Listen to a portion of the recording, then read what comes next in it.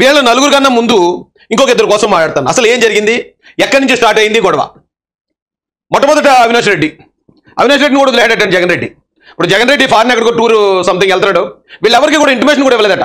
మీరెవరు నాకు సంబంధం లేదు, మీరందరూ నన్ను మోసం చేశారు, మీరందరూ తెలుగుదేశం వాళ్ళని తిడుతున్నాడట. తిడుతుంటే పాపం వీళ్ళకి ఏం చేయాలో తెలియని పరిస్థితి, అగమ్య గోచరంగా ఉందటండి వీళ్ళ పరిస్థితి. ఫస్ట్ మన ఎవరో అవినాష్ రెడ్డిని జగన్ రెడ్డి వదిలేశాడట. వదిలేయడానికి కారణం ఏంటి అడిగాడట అవినాష్ రెడ్డి, ఏంటన్నా నువ్వు నన్ను సడన్ గా ఈ టైంలో వదిలేస్తే ఎలా కుదురుతుంది, నా కేసుకు సంబంధించి నువ్వు ఏమన్నా పైనుంచి మాట్లాడాలి కదా, నాకు ఏమన్నా సపోర్ట్ చేయాలి కదా అని అవినాష్ రెడ్డి జగన్ రెడ్డిని అడిగాడట. జగన్ రెడ్డి ఇచ్చిన రిప్లై విని అవినాష్ రెడ్డి షాక్ అయిపోయాడట. అరే నోర్మీరా బాబు అవినాష్ రెడ్డి, బొక్కలా నీకు సపోర్ట్ చేయడం వల్ల ఈవేళ నేను మా ఆవిడ కూడా ఇరుక్కునే పరిస్థితి వచ్చింది.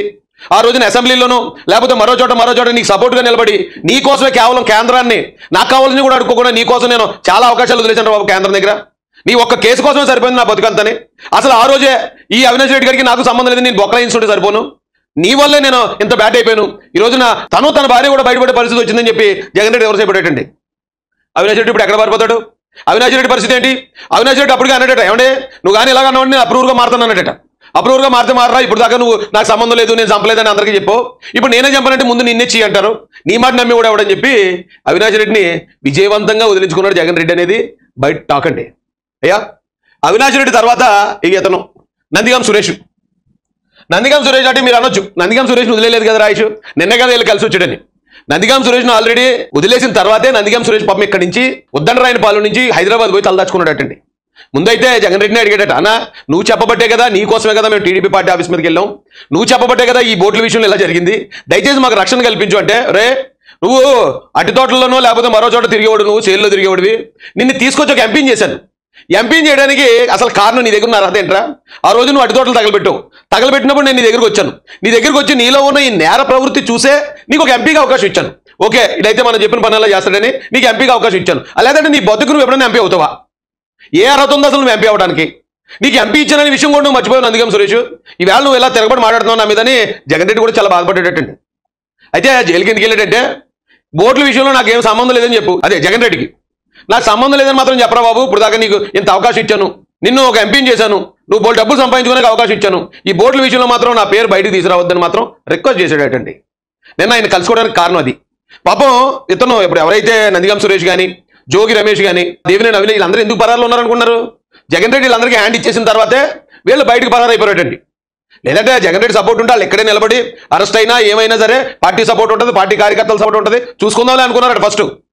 ఎప్పుడైతే జగన్ రెడ్డి మీరు అందరూ టీడీపీ వాళ్ళు మీరు అర్జెంట్గా బయటకు తోపండి, నేను కొత్త బకరాలను తెచ్చుకుంటాను లేదా కొత్త టీంని రిక్రూట్ చేసుకుంటాను, ఆల్రెడీ సలహాదారుని మార్చాడు కదండి వాళ్ళ మోహన్ సాయి దత్ గారట, ఆయన ఆల్రెడీ సలహాదారుని మార్చేశాడు. సో ఇప్పుడు ఈ బ్యాచ్ని మొత్తం వదిలించుకునే పనిలో జగన్మోహన్ రెడ్డి ఉన్నాడు. ఎందుకంటే ఈ బ్యాచ్ పాత అయిపోయింది, ఈ బ్యాచ్ నేరస్తులు, వీళ్ళందరూ నేరాలు చేశారని ప్రజలకు అర్థమైపోయింది. వీళ్ళుంటే జగన్ రెడ్డి ఇమేజ్ ఎక్కడైతే డ్యామేజ్ అవుద్దని వాడుకున్నంత కాలం వాడుకుని కరేపాకులాగా తర్వాత సాంబార్లో కరేపాకులు తీసి పక్కన బారేసిగేటండి. చాలా బాధాకరంగా ఉందండి. అంటే ఇప్పుడు ఇక్కడ వీళ్ళు ఎవరిని మోసం చేశారో, జగన్ రెడ్డి వీళ్ళని మోసం చేశాడా, వీళ్ళు జగన్ రెడ్డిని మోసం చేశారో తెలియని పరిస్థితి అండి. సోషల్ మీడియాలో నేను వీడియో చూశానండి, ప్రభాస్ గారికి సంబంధించిన ఒక వీడియో. ఆ వీడియో చూసాక ఎందుకో నేను కూడా ఈ వీడియో మాట్లాడాలనిపించింది. ఇది మీకు చిన్న విషయం అనిపించవచ్చు, కానీ నాకు మాత్రం చాలా పెద్ద విషయం అనిపించింది.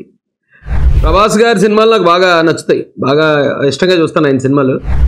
అయితే ఏంటి ఈ వీడియో అంటే, ఆయన మత్తు వదలరా 2 అనే ఆ సినిమాకి ట్రైలర్ ఏదో లాంచ్ చేశాడు, అదే వీడియో.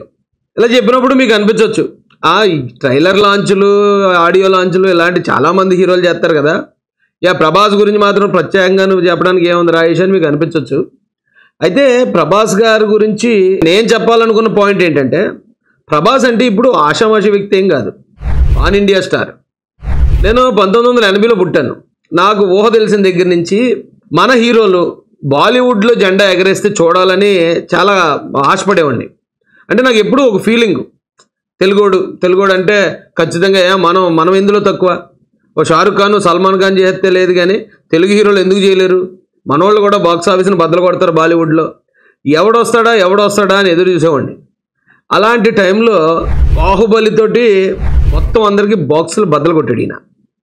పాన్ ఇండియా స్టార్ మామూలుగా కాదు. ఇంకా అప్పటి వరకు బాలీవుడ్ సినిమాలన్నీ కలెక్ట్ చేసిన దానికన్నా వాటి అన్ని రికార్డులు కూడా బద్దలు కొట్టి తెలుగోడి ఆత్మగౌరవాన్ని సినీ రంగంలో రెపరెపలాడించాడు ఆయన. ఆయన తర్వాత RRRతో మన రామ్ చరణ్ గారు, ఎన్టీఆర్ గారు వీళ్ళిద్దరూ కూడా బాలీవుడ్లో దుమ్ము రేగొట్టారు. ఇక ఆ తర్వాత వచ్చిన పుష్ప చెప్పక్కర్లేదు, మళ్ళీ బాక్స్ ఆఫీసులు అన్నింటినీ గడగడలాడించాడు మన బన్నీ. ఇలా ఈ నలుగురు హీరోలు అందరూ కూడా మళ్ళీ యంగ్స్టర్స్. బాలీవుడ్లో తెలుగు వాళ్ళ గొప్పతనాన్ని రెపరెపలాడించిన హీరోలు, పాన్ ఇండియా స్టార్స్ వీళ్ళు. ఇండియాలోనే కాదు దేశ విదేశాల్లో కూడా వీళ్ళకి అభిమానులు ఉన్నారు. అంత ఇమేజ్ ఉన్న ఈ బాహుబలి, ఈ ప్రభాస్, ఈయన చేసిన ఆడియో లాంచ్ ఆ వీడియో నేను చూసినప్పుడు అసలు అతనేనా ఇతను అనిపించిందండి. జనరల్గానే ప్రభాస్కి చాలా ఫ్రెండ్లీ నేచర్ అని చాలా చోట్ల విన్నాను నేను, అనుకున్నాను కానీ మరీ ఇంత ఫ్రెండ్లీ నేచర్ అని ఊహించలేకపోయాను నేను. అంటే ఈ మత్తు వదలరా 2 అనేది అందరూ కూడా చిన్న యాక్టర్లు, ఇప్పుడిప్పుడే ఎదుగుతున్న యాక్టర్లు వాళ్ళు. అలాంటి వాళ్ళు ఇంటికి పట్టుకుని వెళ్ళారు, ల్యాప్టాప్ పట్టుకుని వెళ్ళారు, ఇంటి దగ్గర ఓపెన్ చేశాడు ఆయన. అక్కడ వరకు చూస్తే అది చాలా చిన్న విషయంలాగా అనిపిస్తుంది, కానీ దాని వెనుకున్నది నేను గ్రహించగలిగానండి. ఏంటంటే ఇప్పుడు ఎవరైనా హీరో దగ్గరికి వెళ్ళి ఏమంటే ఆడియో లాంచ్ కొంచెం మీరు ఇది చేయండి మేము ప్రమోట్ చేసుకుంటాం అంటే ఎవరైనా చేయొచ్చు అది. కానీ ప్రభాస్ ఏం చేశారంటే ఆ వీడియో ఎలా స్టార్ట్ అవుతుందంటే ఓ 10 మంది కుర్రోళ్ళు ఒక రూమ్లో ఉంటారు. సడన్గా ఒక డోర్ ఓపెన్ చేసి ప్రభాస్ గారు బయటకు వస్తారు, వచ్చి రే ఎవర్రా మీరు ఎంతమంది ఉన్నారు అంటే అక్కడ ఉన్న 4-5 రే మీరందరూ వెళ్ళిపోండి అని మిగతా వాళ్ళు పంపించేస్తారు. అప్పుడు ప్రభాస్ గారు బయటకు వస్తారు, వచ్చి ఆయన ఒక టేబుల్ మీద కూర్చుంటాడు. కూర్చున్నాక ఏంట్రా విషయం అంటే ఇలాగ ట్రైలర్ ఉందండి మీరు ఓపెన్ చేయాలండి అంటే కొంచెం అసహనం వ్యక్తం చేసినట్టు సరే పెట్టి అంటాడు ఆయన. ఆడు కూర్చోబెడతారు, దాన్ని ఓపెన్ చేస్తారు, ల్యాప్టాప్ అని చేస్తే అది లోడింగ్ అంటూ ఉంటుంది, ఓపెన్ అవ్వదు. ఈయన ఇలా పడుకున్నట్టు ఇంకా ఓపెన్ అవ్వట్లేదు ఏంటి అన్నట్టు అలా ఇలాగా ప్రభాస్ గారి హావభావాలు ఉంటాయి. ఆ తర్వాత ఆయన ఏదో మొబైల్లో చూస్తాడు, ఈ మొబైల్లో నేను ఈ ట్రైలర్ని తస్కరించాను అన్న దగ్గర నుంచి మొదలెట్టి కంప్లీట్ చేస్తారు అది. అయితే అదంతా కూడా ఒక స్క్రిప్ట్, అంటే ముందుగా డైలాగులు అయితే చెప్పలేదు కానీ వీళ్ళు ప్రభాస్ గారు మేము ఇలా వస్తాం మీరు ఇలా వస్తారు కదా, కొంచెం మీతోటి కొంచెం బాతకాని చిట్ చాట్ చేసినట్టు మేము అది షూట్ చేసుకుంటాం, దాన్ని మేము ప్రమోట్ చేసుకుంటాం. ఎవరు ఒప్పుకోరండి, పాన్ ఇండియా స్టార్స్ అసలు ఒప్పుకోరు. ఎందుకంటే అమ్మో మా ఇమేజ్ ఏంటి, మేము ఇలాంటివి చేస్తే మమ్మల్ని చిన్నతనంగా చూస్తారేమో, లోగో అయిపోతామేమో, మేము ఇలాంటి చిన్న యాక్టర్లు కూడా మాతో వచ్చి స్కిట్లు చేసే ఈ రెపోని వాళ్ళకి ఇస్తే మా ఇమేజ్ ఎక్కడ తగ్గిపోద్దో, అసలు దగ్గరికి కూడా రానివ్వరండి చాలామంది. కానీ ప్రభాస్ గారిలో అది లేదు. ఆ యంగ్స్టర్ని ఎంకరేజ్ చేయడానికి ఆయన వాళ్ళకి సమయం కేటాయించడమే కాదు, ట్రైలర్ లాంచ్ చేయడమే కాదు, వాళ్ళతో ఒక స్కిట్ యాక్ట్ చేశాడు. అది చాలా బ్యూటిఫుల్గా అనిపించింది నాకు, హార్ట్ఫుల్గా చెప్తున్నానండి. అలాంటి మనస్తత్వం, ఫ్రెండ్లీ నేచర్ ఇప్పుడున్న చాలామంది హీరోల్లో ఉండొచ్చు, కానీ వాళ్ళందరూ కూడా అలా ముందుకొచ్చి ఇలాంటి యంగ్స్టర్స్ ఎవరైతే ఉన్నారో వాళ్ళని కోఆపరేట్ చేసే విధంగా. జనరల్గా మన హీరోస్ ఎలా ఉంటారంటే అండి, సినిమాలో హీరో యాక్ట్ చేస్తారు, బయట కూడా హీరోగానే అనుకుంటారు, వాళ్ళు హీరోగానే ఊహించుకునే వాళ్ళు కొద్దిమంది ఉన్నారు. కానీ సినిమా వరకునే హీరోగా యాక్ట్ చేసినా విలన్గా యాక్ట్ చేసినా సినిమా వరకునే, బయట మళ్ళీ మనం అందరికీ సహాయం చేసే విధంగా ఫ్రెండ్లీగా ఉండాలి అనేది ప్రభాస్ గారిలో చూశాను. ఇంకా చాలా మందిలో ఉంది. ఇప్పుడు ప్రభాస్ గారి టాపిక్ చెప్తున్నాను కాబట్టి ఈయన ఒక్కరే ఫ్రెండ్లీ, మిగతా వాళ్ళని మళ్ళీ మా అభిమాన నటులని మీరు కించపరిచారు అయితే మా వాళ్ళు అలా కాదా అని ఎవరు అపార్థం చేసుకోకండి. ఈయనలో ఒక బ్యూటిఫుల్ క్వాలిటీ నాకు ఇప్పుడు అలా జస్ట్ ఈ సోషల్ మీడియాను స్క్రోల్ చేస్తా ఉంటే కనిపించింది. అది మీ అందరికి కూడా తెలియజేయాలనిపించింది. అందరూ అలా ముందుకొచ్చి యంగ్స్టర్స్ని ఎంకరేజ్ చేసే విధంగా మన తెలుగు ఫిల్మ్ ఇండస్ట్రీలో ఉన్న హీరోలు అందరూ కూడా ముందుకొచ్చేలా ఎంకరేజ్ చేస్తే ఇంకా బాగుంటుందనే ఉద్దేశంతో మాత్రమే ఈ వీడియో మాట్లాడాను. థ్యాంక్ యూ అండి ప్రభాస్ గారు, మీరు ఇలాగే ఫ్రెండ్లీగా అందరికీ సహాయపడుతూ మీరు ఇంకా ఉన్నత శిఖరాలకు ఎదగాలని మనస్ఫూర్తిగా కోరుకుంటున్నాను.